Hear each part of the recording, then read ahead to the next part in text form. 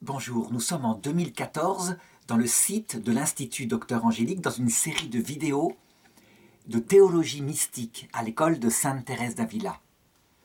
Et je voudrais aborder dans la suite de ces vidéos qui sont les préalables théologiques à l'étude du développement de la charité, la question de la place des ennemis de cette charité.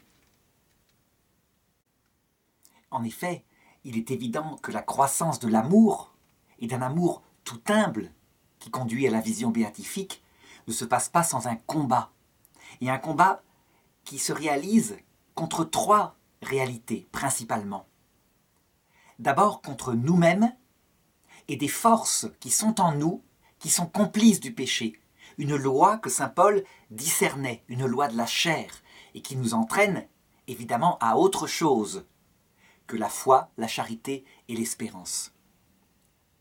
Deuxièmement, les autres, les personnes des autres peuvent se transformer en de véritables ennemis de ce progrès spirituel. Et enfin, la troisième chose qu'il faut considérer, c'est le rôle du démon, cet ange révolté.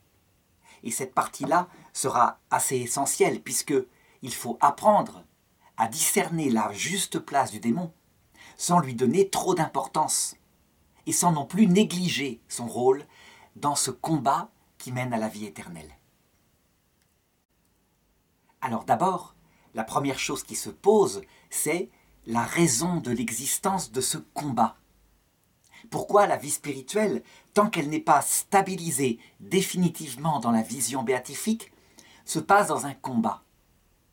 Eh bien, en réalité, il faut, pour le comprendre, se replonger dans la première leçon, le premier rappel théologique sur ce que c'est que ce salut, pour bien comprendre qu'en fait, il s'agit d'une permission de Dieu, je dirais même d'une volonté provisoire de Dieu en vue d'un plus grand salut.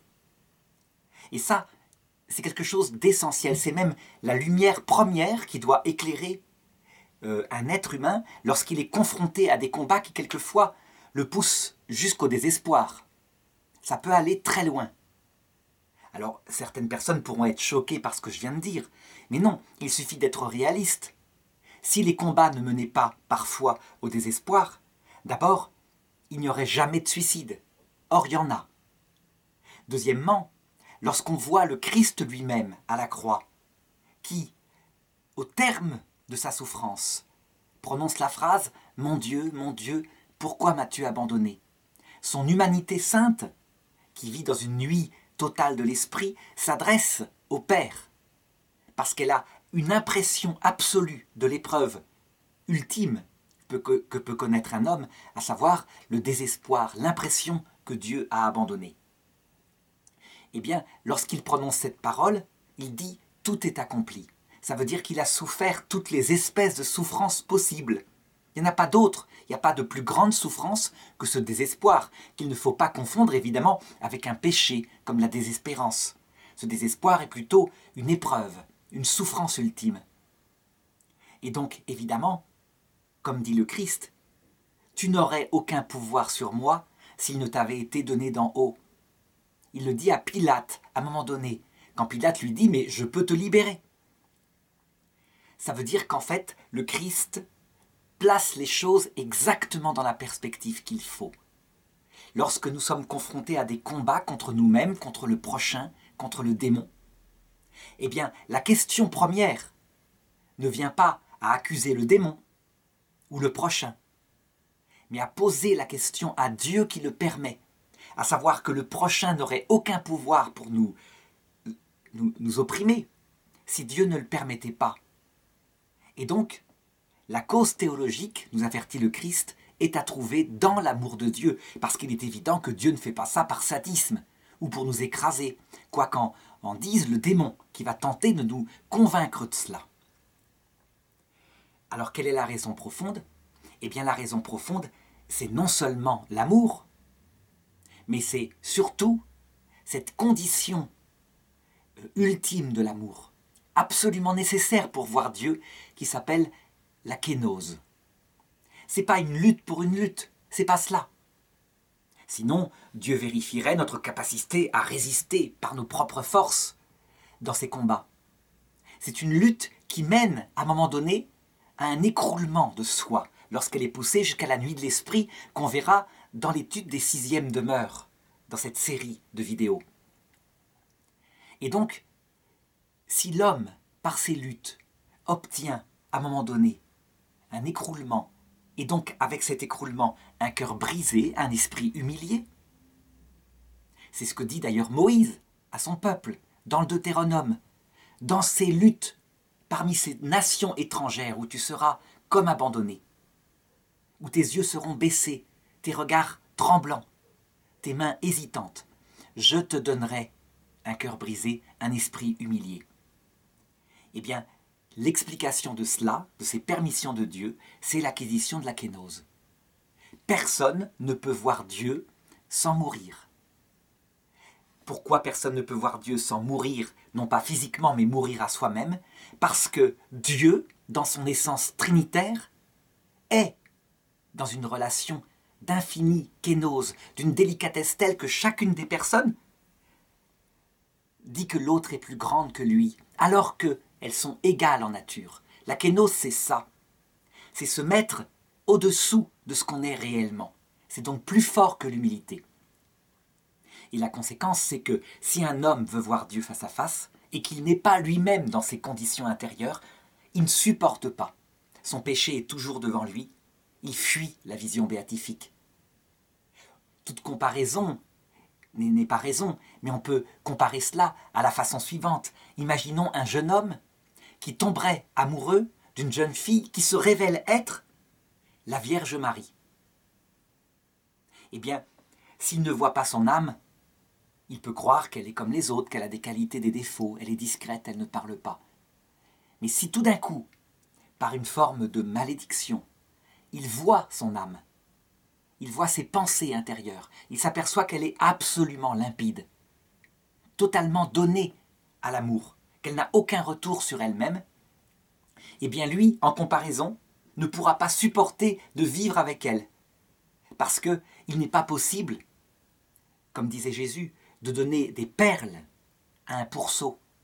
Et que l'homme, face à cette fierté par rapport à ses propres qualités, cette fierté légitime, en comparaison de l'infini abaissement de Dieu, sa délicatesse, qui est représentée à l'image de la Vierge Marie, au point que le curé Maximilien Kolb disait que si l'Esprit Saint avait dû s'incarner, il serait devenu la Vierge Marie.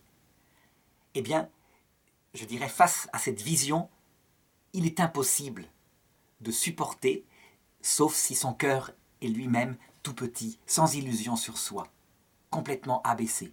Alors, on s'accepte soi-même dans l'indignité et on peut être confronté à la vision de cette âme limpide.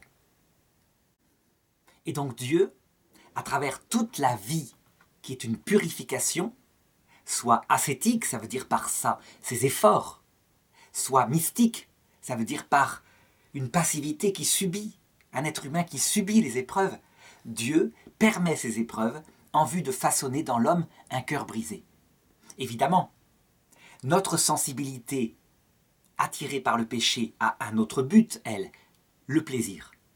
Et donc elle entraîne notre volonté parfois dans des choses qui ne lui correspondent pas. C'est le premier point. De même, notre prochain, lorsqu'il nous attaque, qu'il nous persécute, qu'il nous opprime, son intention est souvent de nous nuire, de nous abaisser. Son intention est souvent le péché. Mais si Dieu permet un tel pouvoir, c'est que lui a l'intention, par ce moyen-là, de façonner en nous un cœur brisé. Le démon, quant à lui, son intention est de nous entraîner, si possible, dans la damnation éternelle, que nous choisissions librement, à l'heure de la mort, l'enfer éternel. Son intention est perverse, mais Dieu sait se servir d'un effet collatéral à ces persécutions, à savoir une détresse, un abaissement de soi dans l'humiliation, quand on tombe dans les péchés, et qui produit finalement de l'humilité, de la conscience de ses propres limites et peut-être du salut. Ça, le démon s'y attend pas. Mais voilà de quelle façon l'intention de Dieu s'explique. Alors maintenant, et très rapidement, comme à titre de révision, puisque tout cela a été étudié dans bien d'autres leçons mises sur Internet, il faut regarder rapidement ces trois obstacles, ces trois ennemis. Et d'abord, notre propre psychologie. Donc saint Paul disait qu'il y a en nous, il le constate, deux lois. Une loi de la chair qui nous entraîne à faire le mal, en fait qui nous entraîne par sa nature propre à chercher des plaisirs. Et pas seulement des plaisirs, des sentiments profonds d'équilibre, mais égoïstes, que le psychologue Piaget avait résumé en trois sentiments. Un, qui est essentiel par rapport à notre passé, on a besoin d'être valorisé, d'être reconnu, d'être apprécié par les autres. Et du coup, le bien qui nous attire, que notre chair désire pour obtenir ce sentiment d'équilibre lié au passé, à la valorisation, eh bien ce sont les honneurs, les gloires. Un bien sensible, matériel, un bien qui passe, mais qui peut véritablement séduire.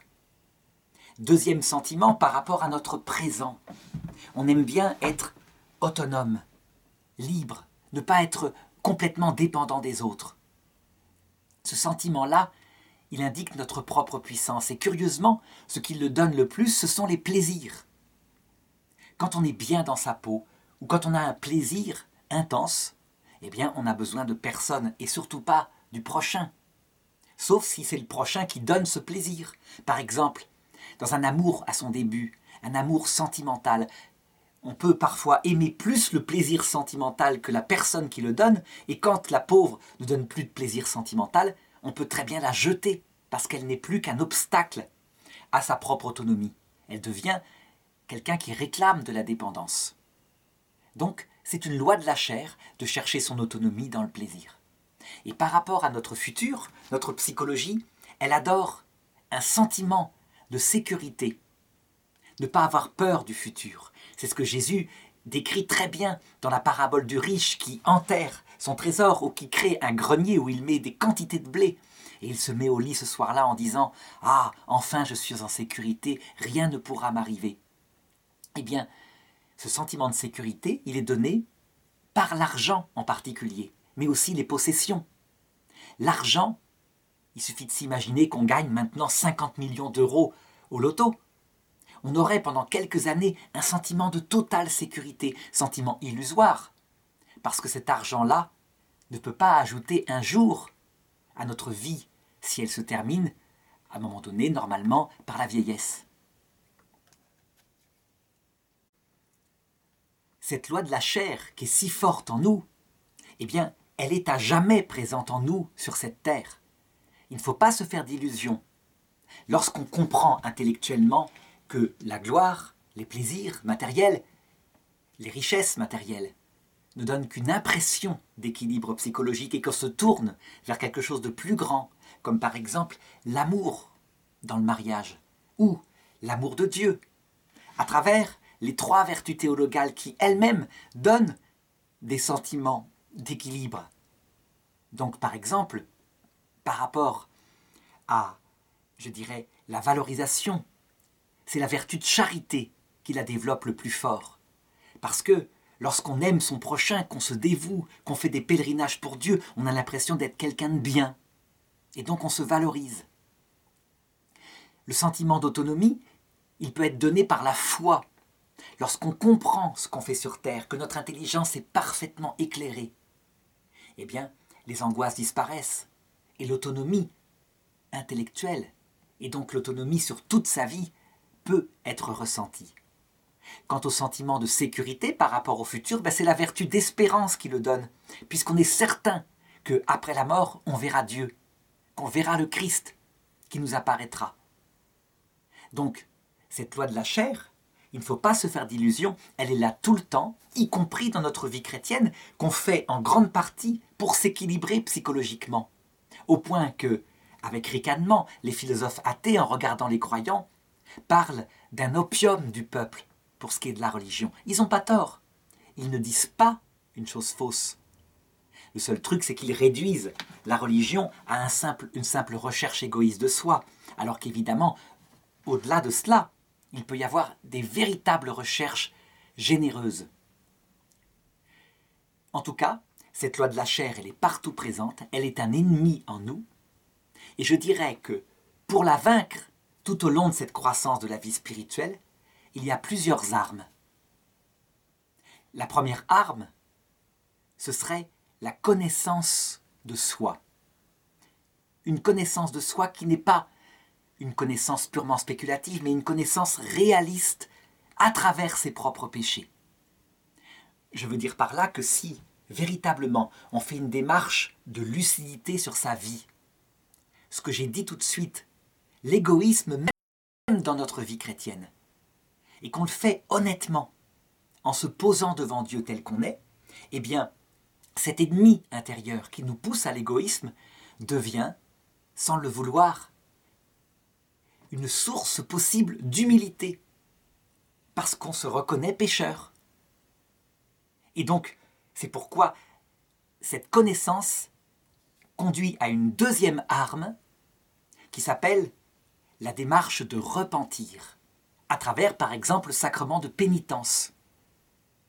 Quelqu'un qui est égoïste et pécheur, et on l'est tous, et qui affronte cela non pas comme Martin Luther en disant « je serai perdu, j'essaye de me changer, ou alors si j'arrive pas à me changer, eh bien, tant pis, je pêche, mais comme j'ai la foi, je serai sauvé. » Si ce péché en nous est assumé tel que le demande l'Église catholique, à savoir dans une démarche de reconnaissance repentante, sachant que Dieu nous sauve et nous aime tel qu'on est, eh bien, elle produit une âme humble.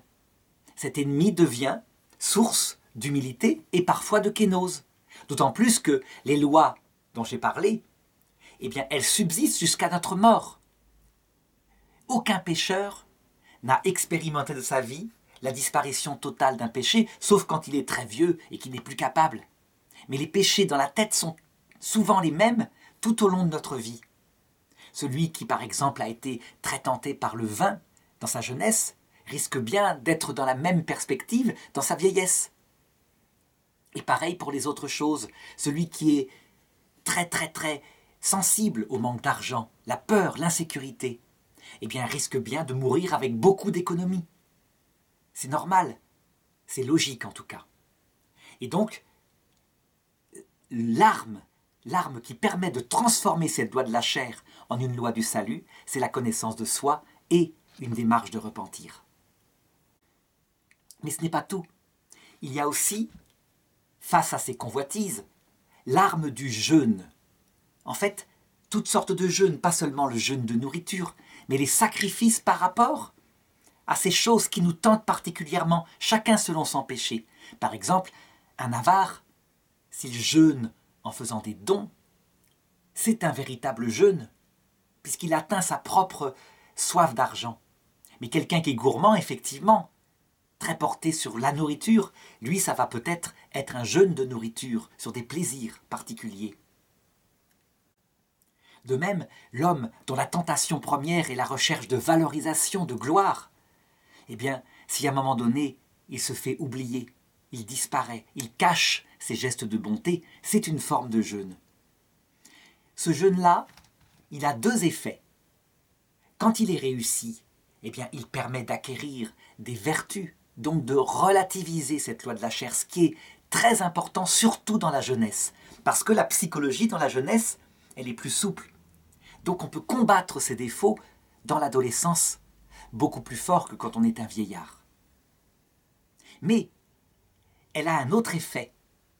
Quand une personne n'arrive pas à combattre ses défauts, et c'est parfois le cas aussi bien dans la jeunesse que dans la vieillesse, donc par exemple un adolescent qui lutterait contre ses tentations sexuelles, mais qui serait toujours en train de retomber en pensée au minimum dans ses tentations sexuelles, eh bien le fait qu'il retombe dans ses tentations sexuelles, même ne serait-ce qu'en pensée, ce qui pour Jésus est déjà l'adultère, puisqu'il le dit textuellement, celui qui regarde une femme pour la convoiter a déjà commis l'adultère avec elle. Si donc au lieu de se désespérer, j'irai en enfer parce que je suis pécheur, le prend tel que le demande Jésus, à savoir repentir, connaissance de soi et repentir, eh bien, il transforme, je dirais, ce jeûne, cet effort non réussi, en une voie du salut. Certes, il n'a pas réussi, mais il a développé à cause de cela une lucidité sur lui-même, plus d'humilité, etc. Alors, le jeûne est donc une arme importante de lucidité sur soi-même, aussi bien quand on réussit que quand on ne réussit pas à l'appliquer, mais il reste l'arme ultime qui donne sens à toutes ces armes-là, à savoir la prière. Ça veut dire qu'en fait, ça ne prend de valeur, tous ces efforts de conscience sur soi, de repentir, de jeûne, que parce que face à Dieu, dans une relation d'amour, on regarde sa propre vie. Je veux dire par là que, imaginons quelqu'un qui pratique un jeûne très fort et qui réussit véritablement à vaincre certains de ses défauts, mais qui le fait sans la prière, donc sans cette confrontation au regard de Jésus qui est amour et bonté. Eh bien, il obtient une vertu humaine. C'est très bien. Il est plus libre, mais ça peut aussi lui faire obtenir beaucoup d'orgueil. Je suis quelqu'un de bien, j'arrive à me vaincre, un peu comme le pharisien de la parabole. Au contraire, s'il n'arrive pas à lutter contre ses défauts à travers ses sacrifices, ça peut le conduire à du désespoir. Je suis nul, je suis incapable de vaincre des choses comme cela. Alors que quand tout est fait sous le regard de la prière, à savoir une fréquentation cœur à cœur de Dieu, eh bien, ça prend une dimension chrétienne parce que Jésus imprime sa marque et explique comment vivre ces choses-là de manière spécifiquement chrétienne. Le jeûne, le repentir sur ses erreurs, la connaissance de soi, prise en elle-même, sont des vertus que les païens peuvent pratiquer, que Aristote décrit très bien. Mais seule la prière, qui met face à Jésus, donne une illumination chrétienne à ces pratiques. Et c'est ainsi, on le voit, qu'on retrouve 4 des armes traditionnelles, je dirais, face à ses propres péchés. Connaissance de soi, repentir, jeûne, prière. La prière, évidemment, incluant la pratique des sacrements. Alors maintenant, je voudrais aborder un deuxième ennemi qui peut s'opposer à notre vie spirituelle, à sa croissance, à savoir le prochain. Et le prochain peut être un ennemi de plusieurs façons. Parfois, non pas par la persécution, mais parce que quelque chose en lui attire notre convoitise, la propre loi de la chair que nous avons en nous. Par exemple, si on aime une femme, non pas pour elle-même seulement, mais d'abord pour le plaisir qu'elle donne. Plaisir sentimental, plaisir physique, pourquoi pas? Eh bien, en réalité, cette femme, non pas à cause d'elle, mais à cause de notre propre convoitise, c'est quelque chose d'important. À savoir, il ne faut pas tomber dans cette erreur que font certains intégristes religieux et qui accusent l'autre de leur propre turpitude. Non, c'est la convoitise en nous qui transforme cet amour en un amour de concupiscence. Mais dans ce cas-là, on peut dire que l'autre, sans le vouloir en l'occurrence ici, devient un ennemi de la vie spirituelle. L'orgueilleux l'accusera elle. L'homme qui véritablement fait une démarche de connaissance de lui-même s'accusera lui. Et d'ailleurs, cette connaissance de soi permet de comprendre que la cause est notre propre convoitise dont je parlais juste avant. Par exemple, dans certaines tribus africaines où les hommes avaient l'habitude de vivre nus, et les femmes aussi, comme la honte publique la plus grande était d'avoir une réaction sexuelle en public, on était nus, eh bien les hommes avaient une grande chasteté et maîtrise de leur regard. Sinon, on voyait ce qu'ils pensaient. Au contraire, au XVIIe siècle, lorsque les femmes avaient des robes jusqu'aux chevilles, eh bien on a des textes érotiques, complètement érotiques, dignes de la luxure, parce que, en marchant, une femme a dévoilé quelque peu le bas de sa cheville, sa robe s'est soulevée.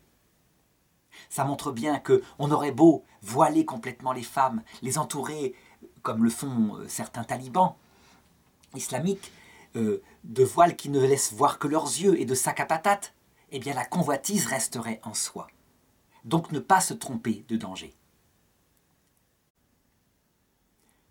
Pourquoi est-ce que Dieu laisse parfois le prochain devenir un obstacle à la vie spirituelle?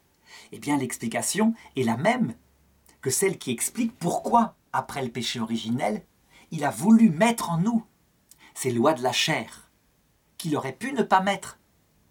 Dieu pouvait très bien faire qu'après le péché d'Adam et Ève, eh bien, les hommes sur terre aient une maîtrise parfaite de leur sensibilité.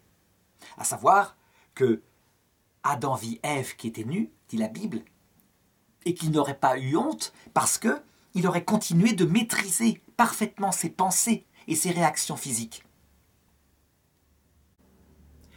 Dieu n'a pas voulu ça.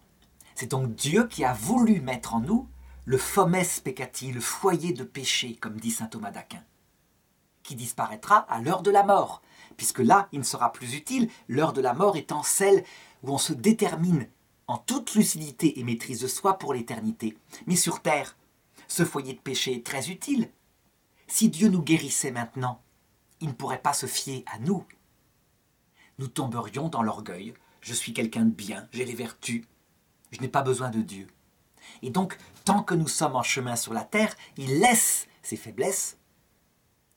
L'orgueilleux les transforme en accusation envers l'autre et en exaltation de sa propre vertu d'innocent qui est parfait, mais qui est provoqué par les femmes, tandis que l'homme humble le transforme en repentir face à son propre péché, face à son propre manque de maîtrise de lui-même, donc en humilité, et donc s'il continue cette pratique des sacrements et à lutter contre le péché en aimant Dieu, donc à travers la prière, l'oraison du cœur, il ira au ciel sans avoir même besoin de passer par le purgatoire.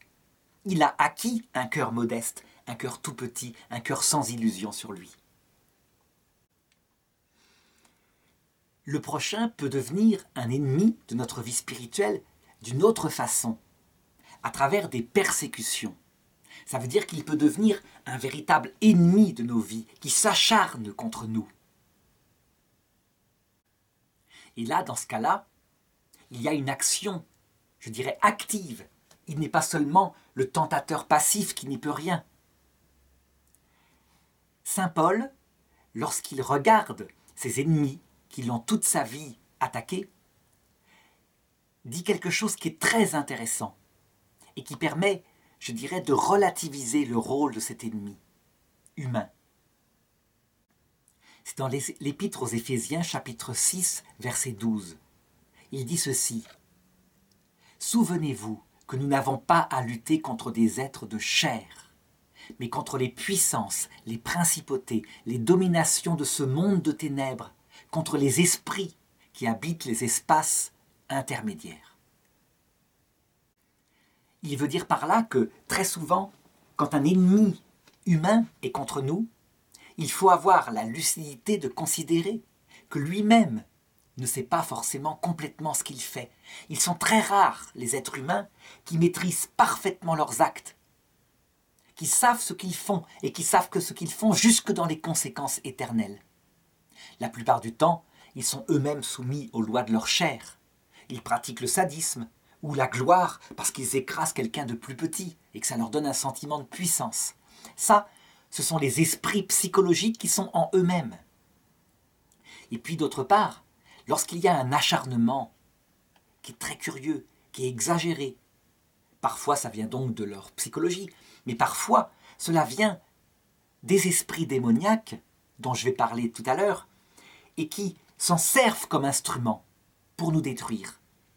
Et donc, encore une fois, confronté à cela, eh bien la question qui se pose, c'est pas de les accuser, ces ennemis, directement, si on le peut, mais de prier pour eux, et de poser la question à Dieu, qui laisse faire le démon un certain nombre de temps, le temps qu'il faut, pas plus qu'il ne faut, pour créer en nous un cœur humble.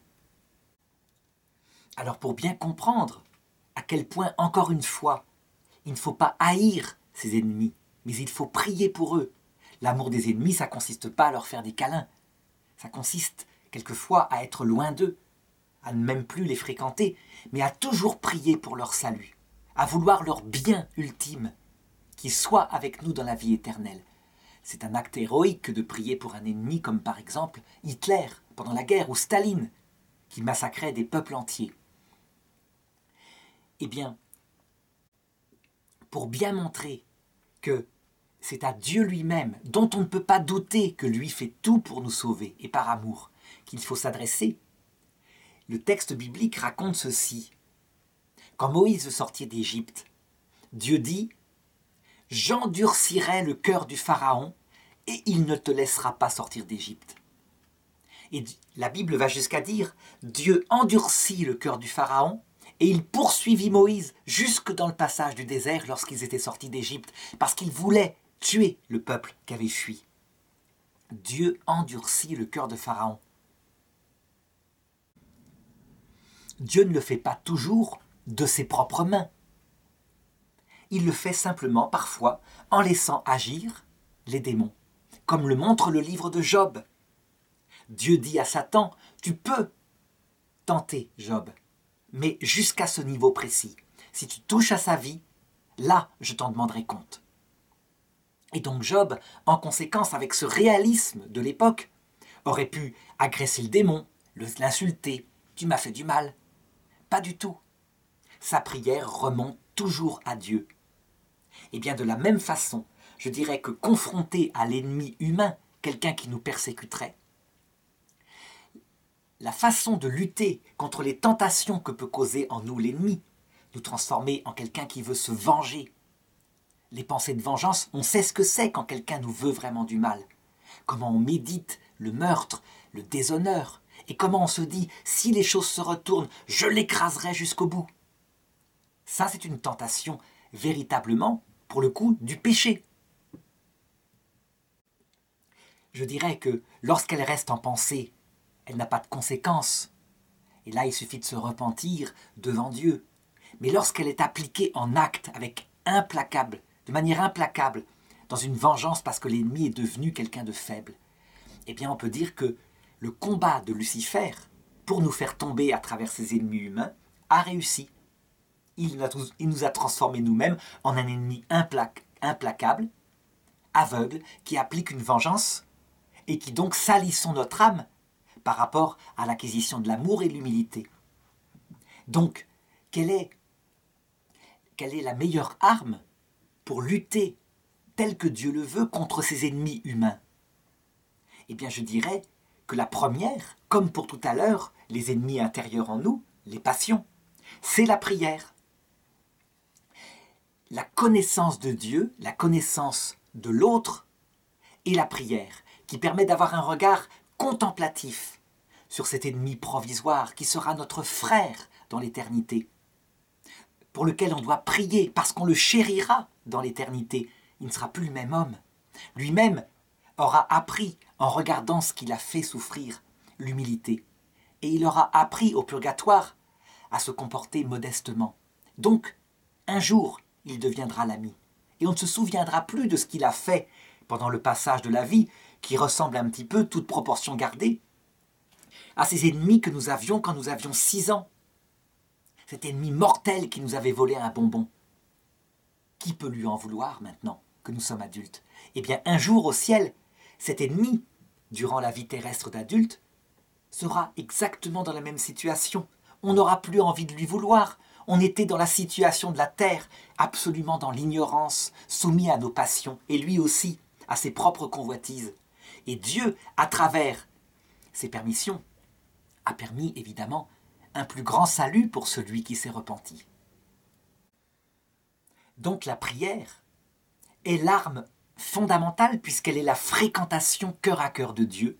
Et petit à petit, Dieu nous forme à ses propres mœurs. Et cette prière accompagnée de connaissance, ça veut dire que ce n'est pas que de l'affectivité.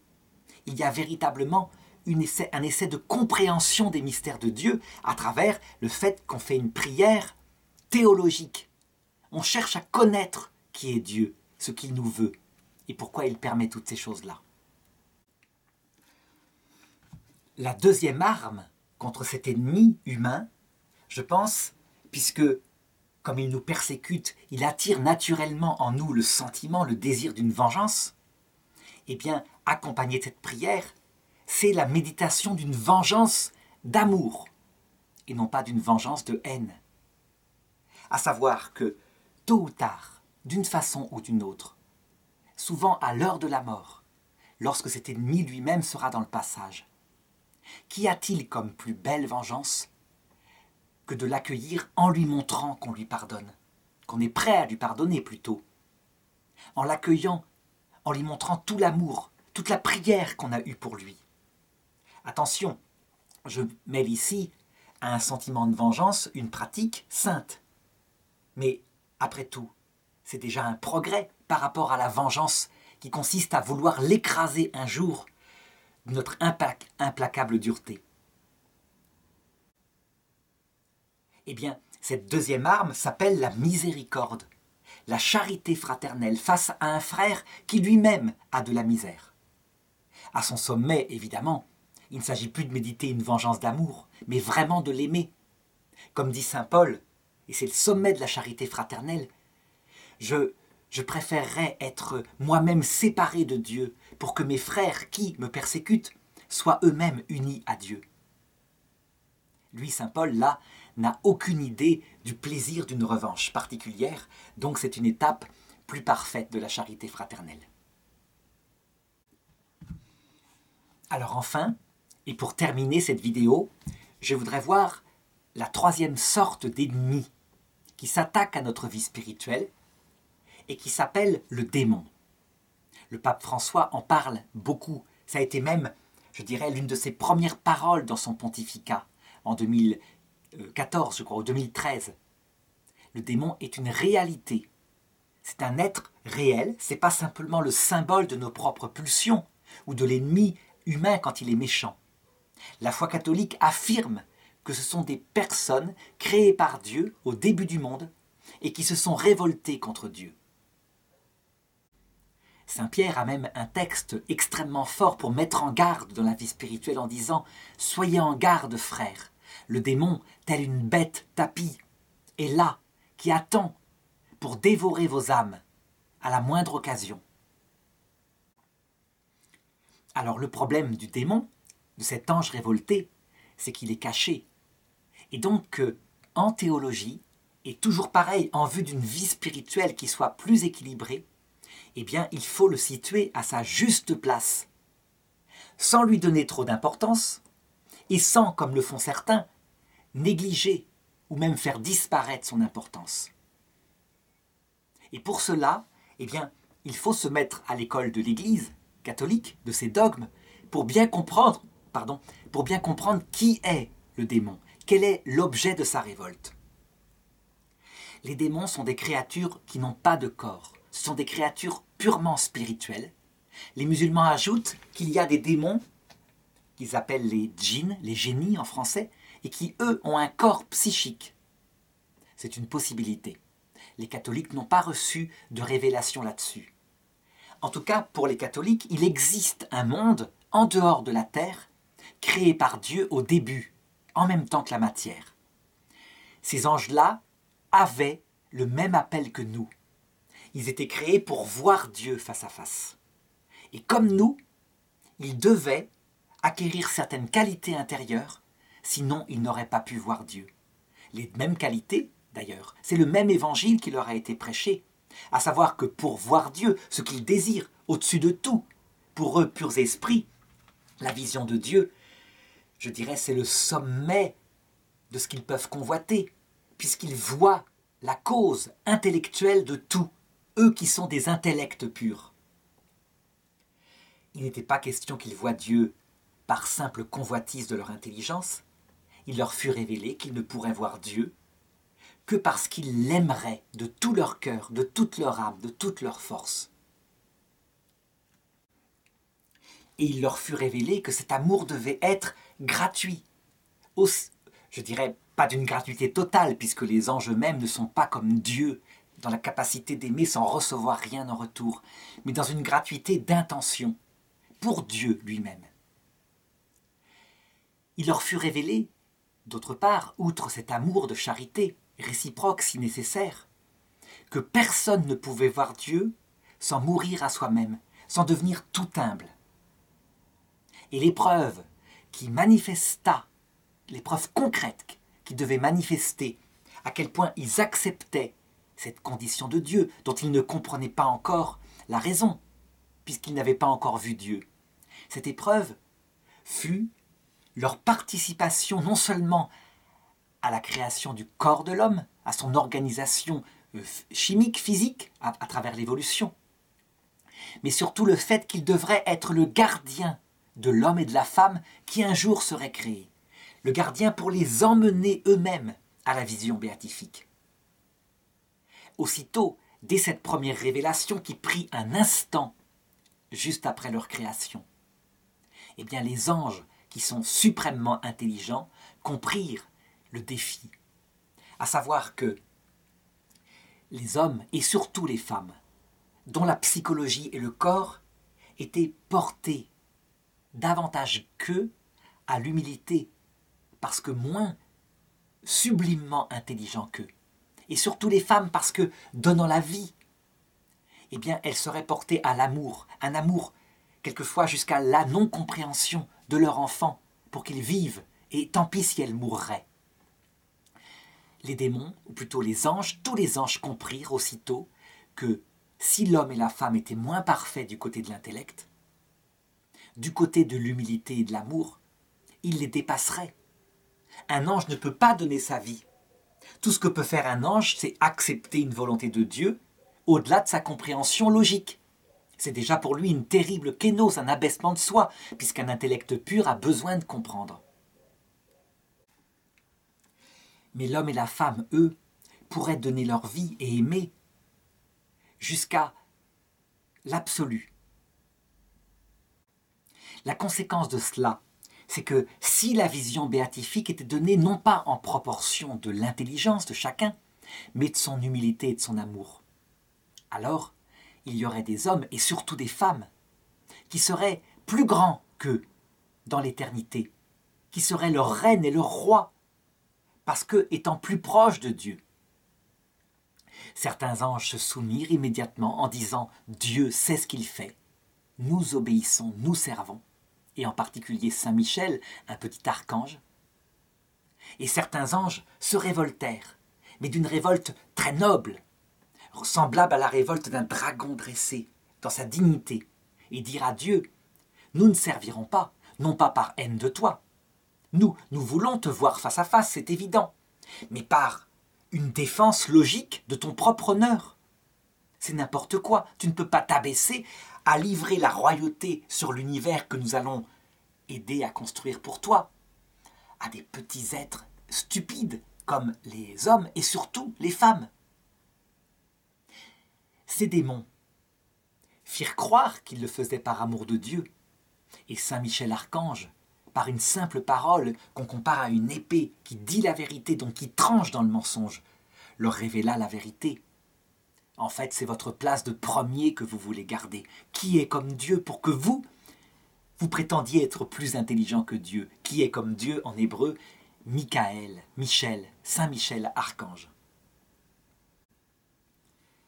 Eh bien, c'est cette histoire-là qui permet de comprendre toute la logique de l'action des démons.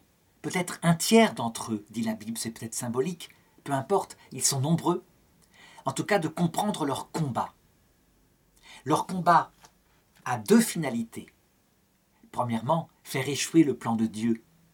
S'ils arrivent à révolter les hommes et les femmes contre Dieu et à les entraîner dans leur propre révolte, il est évident qu'ils ne seront pas rois et reines de l'univers.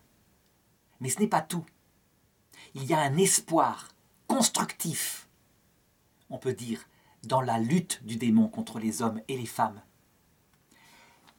Ils espèrent, en révoltant l'humanité entière contre Dieu, que Dieu changera ses plans et qu'il donnera la vision béatifique, puisque tout lui est possible, en fonction de l'intelligence de chacun. La donner en fonction de l'humilité de chacun, le démon, ça, il ne l'accepte pas. C'est pourquoi l'humilité, l'obéissance sont pour lui les vertus les plus détestées, qu'il ne peut même pas imiter tellement ça le met en rage. Une obéissance vraie, portée par l'humilité, évidemment. Par contre, exiger la vision béatifique parce que son esprit est fait pour elle, de fait, elle aspire à connaître la cause première, donc elle est créée pour cela, et donc par droit de nature, faire que Dieu cède à cette exigence parce que la totalité de la création le lui demanderait, c'est l'espoir des démons. En fait, ce deuxième espoir est un espoir vain. C'est même la preuve suprême de leur aveuglement, dû à leur orgueil. Parce que la raison profonde, la théologie révélée par Jésus le manifeste, la raison profonde de cette exigence d'humilité, ce n'est pas une volonté de Dieu d'abaisser l'homme et les anges. C'est l'essence même de Dieu, c'est sa vie trinitaire qui est comme ça. Et Dieu ne peut pas changer sa vie trinitaire. Personne ne peut voir Dieu sans mourir à soi-même. C'est au-delà du pouvoir de Dieu de changer l'essence éternelle divine, qui est comme cela. Donc je l'ai dit au début de cette vidéo, un homme, même légitimement fier de lui-même, c'est une qualité, ne peut pas voir Dieu parce que, en comparaison de cet être infiniment digne qui se considère comme plus petit que lui, eh bien il ne supporterait pas. Par rapport à la vie spirituelle, on doit donc être tout à fait lucide de la place du démon et de son rôle.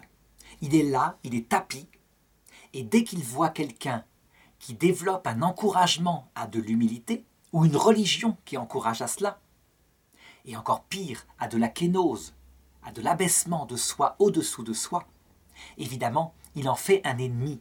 Il entre dans son combat pour le détruire par tous les moyens possibles.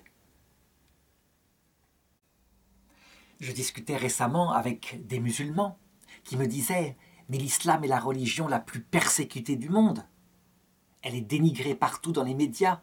C'est une religion de paix et on nous réduit aux islamistes. » Je discutais récemment avec des chrétiens qui disaient « Mais le christianisme est la religion la plus martyrisée du monde.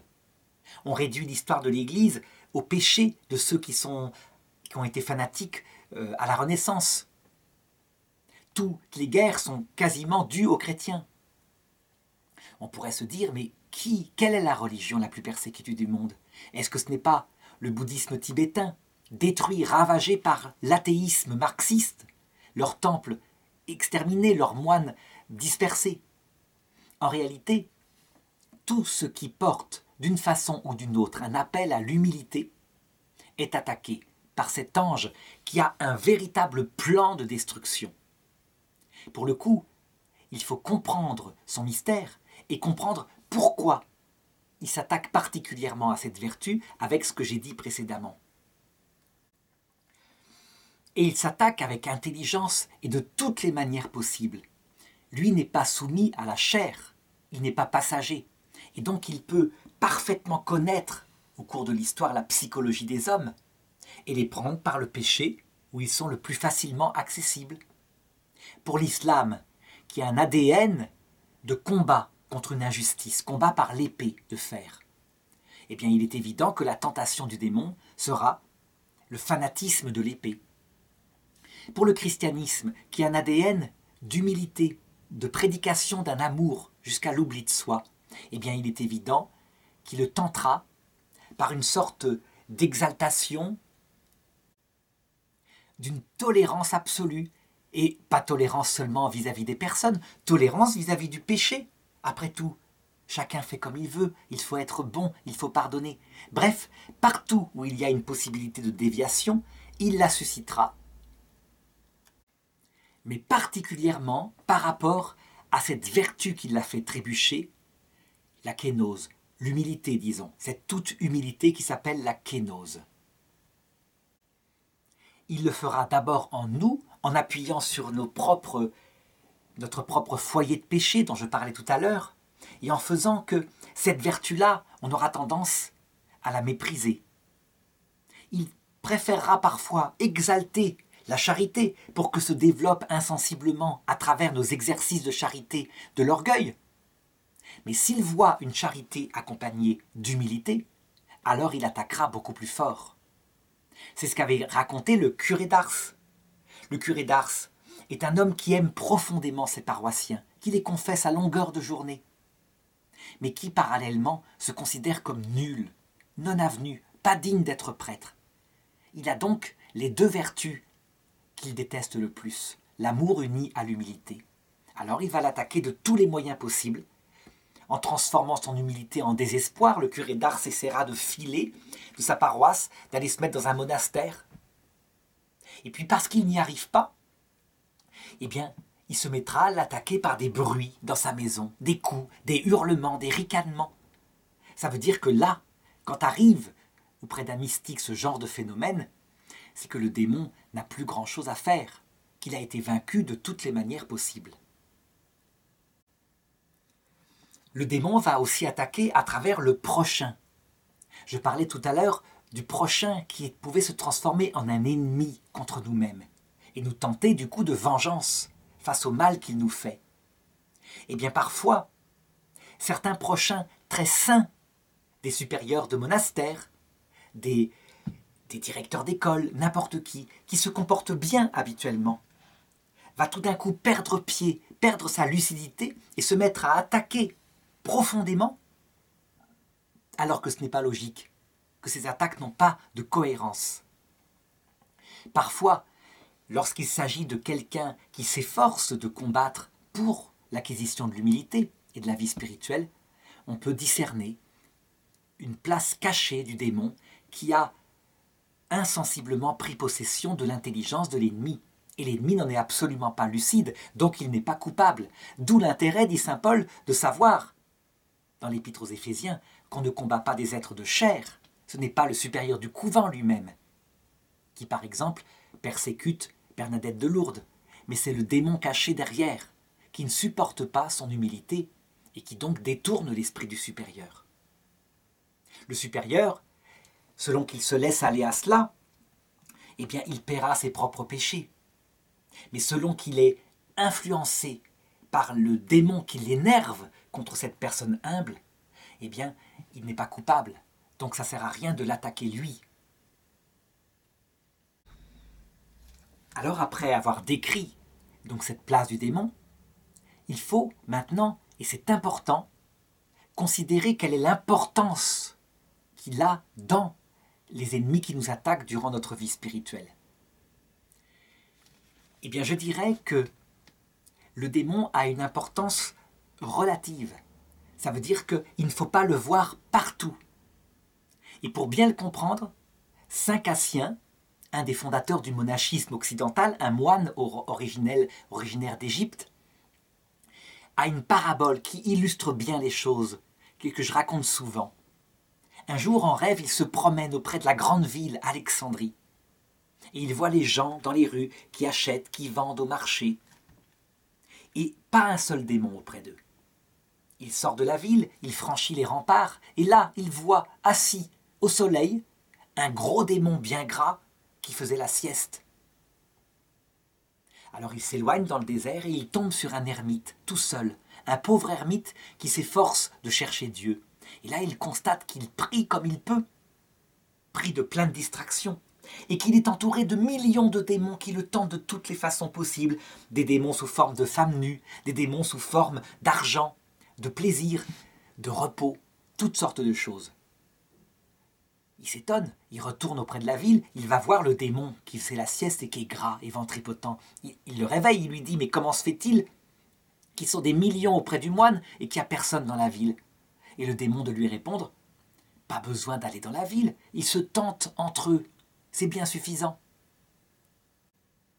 Eh bien cette parabole de saint Cassien, elle illustre bien qu'il ne faut pas voir le démon partout. Qu'il faut d'abord, lorsqu'on est pris par des convoitises qu'on a du mal à vaincre, regarder ses propres turpitudes, la propre loi de sa chair.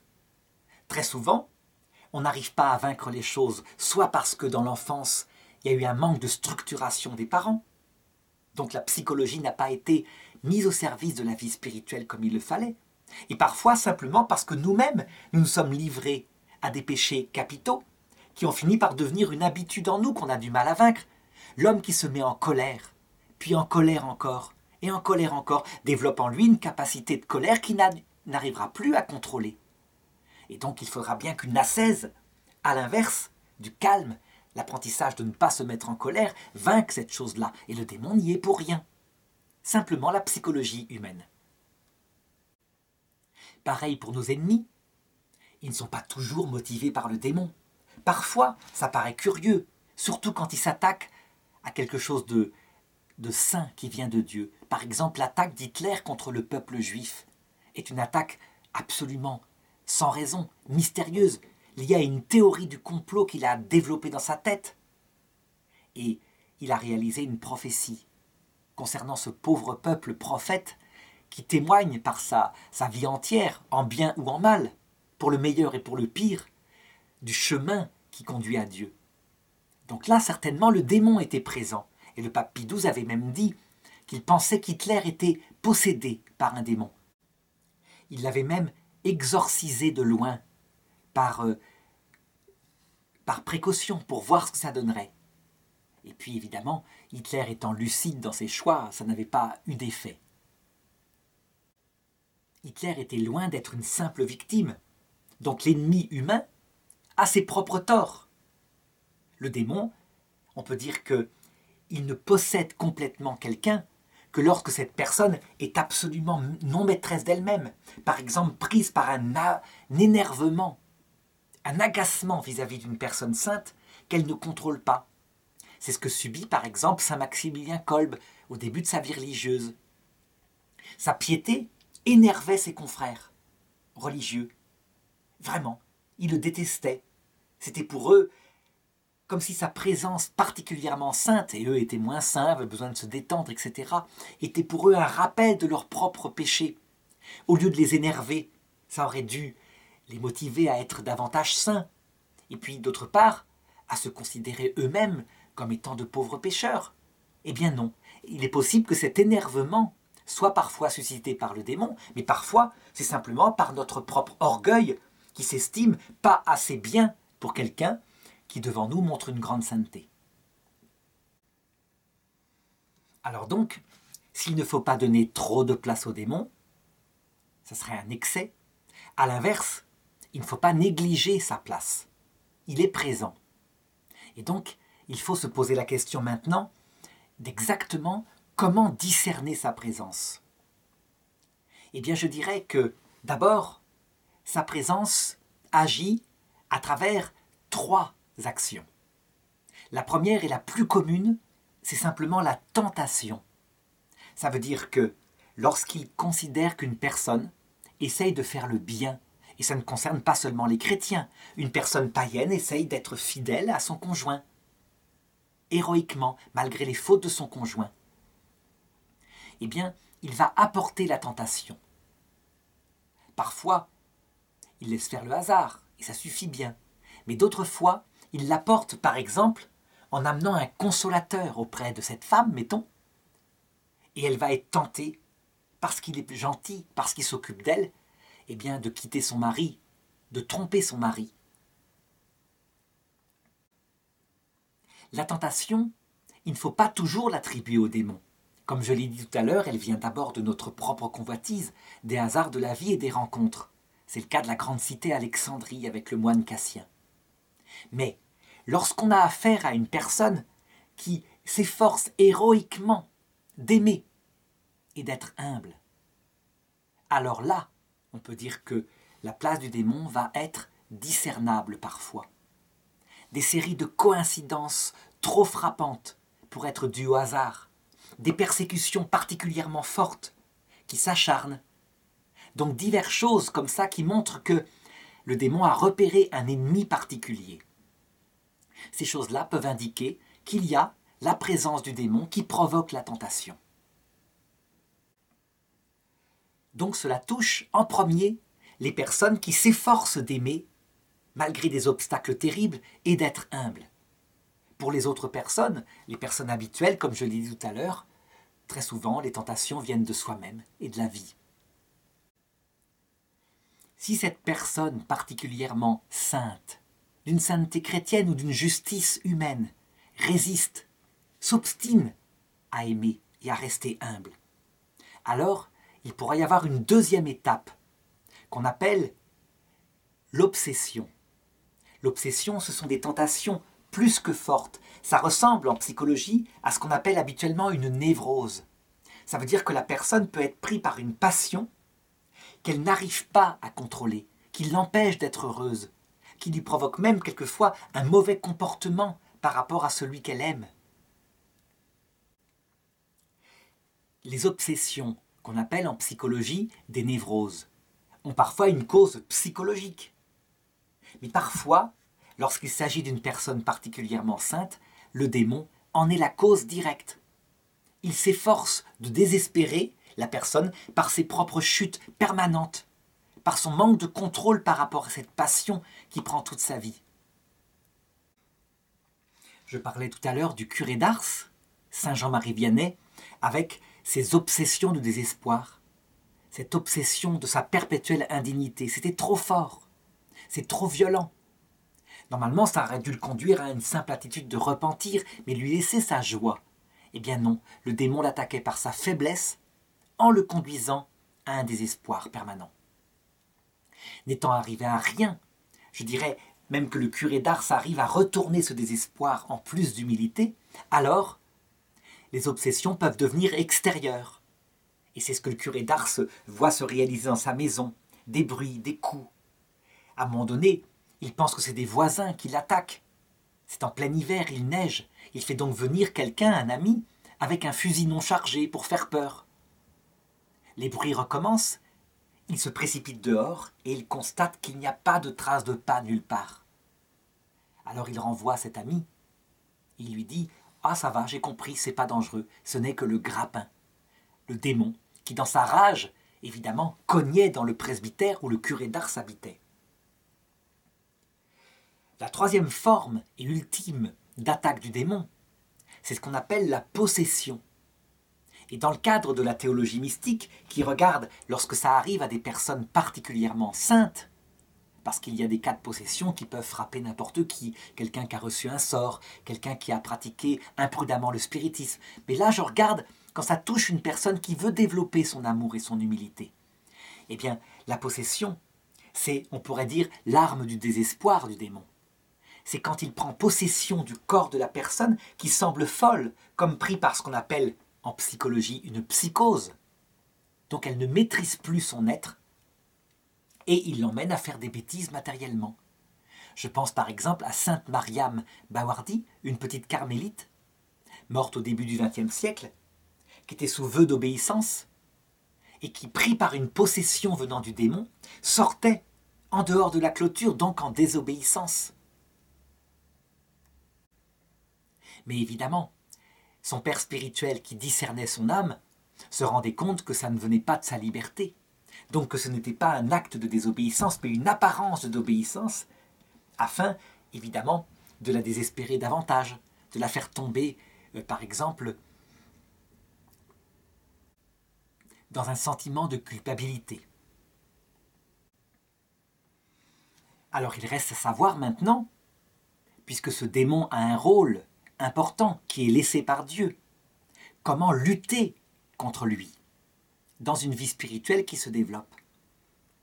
Eh bien je dirais que les armes sont de plusieurs types, dans l'ordre. En premier, toujours pareil, l'oraison, la prière, la fréquentation de Dieu par la prière, parce que en connaissant son mystère cœur à cœur, l'Esprit Saint vient l'expliquer. Et donc, il permet de mettre à sa juste place le rôle du démon, tel qu'il est. La deuxième arme qui va avec, c'est la théologie, la connaissance de la théologie, une connaissance saine pour mettre à sa juste place ce mystère de l'iniquité, cette révolte du démon. Ne pas le voir partout, ce qui permet d'échapper aux théories du complot, qui, elles, sont des analyses paranoïaques qui voient le démon partout agir.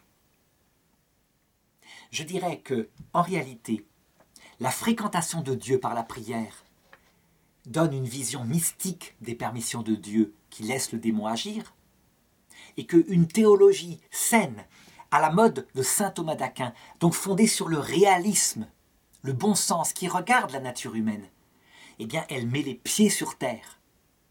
Et donc, le démon ne fait plus peur, on sait exactement son domaine d'action, ses limites, on sait que son pouvoir ne peut venir que d'une permission de Dieu, et que d'autre part, il n'est pas partout. Un homme formé en théologie est un homme qui n'a plus peur du démon. Parce que ce qu'on connaît, on peut plus facilement le combattre. Ce qu'on ignore, par contre, on en a peur. Ces deux armes principales, eh bien, elles se déclinent, évidemment, avec des choses qui leur sont conjointes. Par exemple, pourquoi l'Église a toujours dit que l'eau bénite, les sacramentaux et aussi les sacrements étaient tellement utiles pour combattre le démon? Prenons l'eau bénite, par exemple. De la simple eau, normale, un peu salée pour éviter que les algues se mettent dedans et que le prêtre a béni. Quelquefois, de l'eau que la Vierge Marie a bénie, comme l'eau de Lourdes. C'est une forme d'eau bénite, après tout. Pourquoi a-t-elle un tel pouvoir? Eh bien, évidemment, ce n'est pas l'eau en elle-même, mais c'est un geste humble, de quelque chose qui symbolise la pureté, le lavage de soi, de sa propre âme. Et la Vierge Marie, quand elle voit notre action humble par rapport à l'eau bénite, dont on sait très bien rationnellement qu'en elle-même elle n'a aucun pouvoir, s'engage à agir pour nous protéger des attaques du démon. Elle ne les empêchera pas complètement, mais elle les empêchera pour qu'elles se réalisent uniquement de manière douce, telle qu'une mère peut le tolérer, pour que notre cœur se prépare à la vie éternelle. J'ai insisté sur l'eau bénite parce que, comme on le constate, elle développe une attitude humble. Je veux dire par là que il faut un homme humble, une âme d'enfant, pour croire que de l'eau peut chasser le démon. Et pourtant, de fait, ça marche. Si bien que les protestants qui sont plus dans la rationalité disent « ce symbole est débile ». Ils ont tort. Ce symbole provoque une attitude humble. Et bien de la même façon, tout ce qui va provoquer un cœur plus humble permet de lutter efficacement contre le démon. En fait, ça n'empêche pas forcément ses attaques, mais ça vainc ses attaques. Parce que le démon, comme je l'ai dit tout à l'heure, son objet principal, c'est de développer dans la personne tout ce qui s'appelle autre chose que l'humilité, et qui vient combattre l'humilité. Même une charité active lui plaît du moment que ça se développe avec de l'orgueil. Alors ne parlons pas de désir de vengeance quand on est attaqué par un ennemi humain. Ne parlons pas de désir de gloire pour sa religion, lorsqu'on aime très fort sa religion. La gloire, ce n'est pas l'humilité. Bref, il se met partout pour développer autre chose que cette chose qu'il déteste par-dessus tout, l'humilité et son sommet, un amour humble qui obéit à cause de l'humilité et de l'amour. Du coup, d'autres armes, comme le jeûne, dont j'ai parlé tout à l'heure, quand il est réussi parce qu'on maîtrise mieux son corps, quand il est raté, qu'on n'y arrive pas parce qu'on découvre ses faiblesses, donc ces armes-là, elles peuvent véritablement développer davantage d'humilité, donc elles luttent efficacement contre le démon. Enfin, je voudrais développer une arme ultime que j'ai légèrement évoquée tout à l'heure, à savoir la Vierge Marie. J'en ai parlé en abordant la question de l'eau bénite, de l'eau de Lourdes. La Vierge Marie, je dirais, et la prière adressée à la Vierge Marie est sans doute l'arme la plus forte contre le démon, non seulement parce qu'elle développe de l'humilité, mais en réalité aussi parce que la Vierge Marie a une action particulière contre les démons, que je voudrais expliquer ici. Donc je l'ai dit, pour tout l'objet de ces luttes, c'est donc, Dieu les permet, pour développer en nous un cœur humble. Un saint appelé Alphonse de Liguori avait eu une vision de ce chemin qui mène à Dieu, puisque le cœur humble est en vue de voir Dieu face à face dans l'éternité. Il l'avait vu de la même façon que le rêve de Jacob. Il voyait non pas une échelle, mais deux échelles posées sur terre et dont le sommet arrivait au ciel. Une des échelles était rouge, et c'était l'échelle de Jésus. L'autre échelle était blanche, et sur cette échelle blanche, à son sommet, la Vierge Marie, qui appelait ses enfants. Et il voyait des hommes qui passaient par Jésus, qui montaient l'échelle, avec cette force que donne un homme qui affronte le combat face aux démons, aux ennemis. Et il constatait que beaucoup tombaient, n'arrivaient pas en haut. Au contraire, du côté de l'échelle de la Vierge Marie, des petites personnes fragiles essayaient de la monter. Et très souvent, elles arrivaient en haut et sans effort, malgré les attaques permanentes des démons qui étaient là. Comment expliquer ce rôle, cette victoire particulière de la Vierge Marie? Mais c'est très simple. Pour la même raison, à savoir la compréhension de ce qui est la victoire et qui s'appelle l'humilité. Le chemin de la Vierge Marie, qui est évidemment une avec Jésus, c'est un chemin féminin qu'empruntent des gens qui savent qu'ils n'arriveront pas par leur propre force à conquérir le ciel, et donc qui passent par la maman. Donc déjà, a priori, en choisissant l'échelle blanche, ils savent leur propre faiblesse. Ils sont donc davantage humbles, ils sont déjà préparés à combattre le démon. Étant donné qu'ils sont préparés à combattre le démon par une humilité qui à la base est déjà présente, eh bien Dieu lui-même ne va pas avoir besoin de leur envoyer des épreuves pour leur faire découvrir que le but à atteindre n'est pas le sommet de l'échelle, mais un cœur tout humble, tout aimant. Et résultat, pour les grands courageux qui ont besoin simplement de leur rationalité, de Jésus seul, et pas de l'aide de ses saints, ça c'est inutile, qui prennent l'échelle rouge, eh bien pour les sauver, Jésus va permettre des pièges devant leurs pieds, des chutes, parfois dans le péché, des péchés gros, visibles, qui vont permettre qu'ils prennent conscience de leur propre faiblesse et que, malgré l'énorme conscience qu'ils ont de leur propre vertu à monter cette échelle, va développer en eux de l'humilité. En conséquence, la voix de la Vierge Marie, la personne la plus douce, la plus humble, la personne humaine, la plus douce, la plus humble, Jésus n'est pas une personne humaine, il est la personne de Dieu qui s'est fait homme. Eh bien, la voix de la Vierge Marie est efficace contre le démon. Je vais même aller plus loin. Je dirais qu'on voit dans une apparition de la Vierge, quand des enfants lui demandent à Marie de guérir certaines personnes malades. Et elle leur répond « Certains je les guérirai, mais d'autres non, parce que je ne m'y fie pas. » C'est tout simplement la même explication.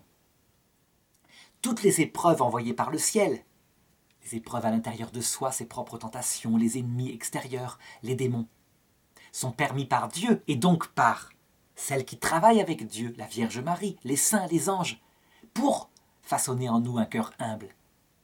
Résultat, quand un cœur est humble, eh bien, la Vierge Marie n'a pas besoin d'envoyer d'épreuves pour les faire trébucher. L'apprentissage est déjà là. Mais quand un cœur est fier, orgueilleux, eh bien, le Christ est obligé d'envoyer des épreuves pour les sauver. D'où cette vision de saint Alphonse de Liguori. Voilà, je m'arrête là pour cette étude préalable des épreuves qui frappent la vie mystique. Et évidemment, cette leçon a été extrêmement riche, il faut la réécouter, il faut sans arrêt méditer chaque aspect, et même la compléter, il y a beaucoup de choses que je n'ai pas abordées. Le but étant maintenant d'aborder la croissance elle-même, le devenir de la charité.